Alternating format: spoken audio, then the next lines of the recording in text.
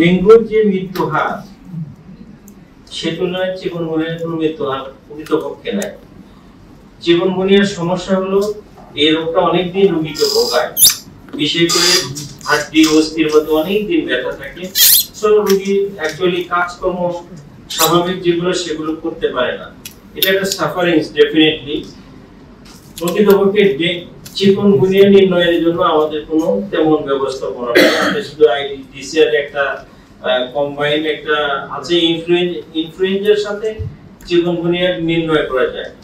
আর chikungunya জাতভাই হলেও এদের চরিত্র একরকম না। এই যে আমরা বলেছি ডেঙ্গুর কিছু উপসর্গ আছে, চিকুনগুনিয়ার এইসব উপসর্গ নাই।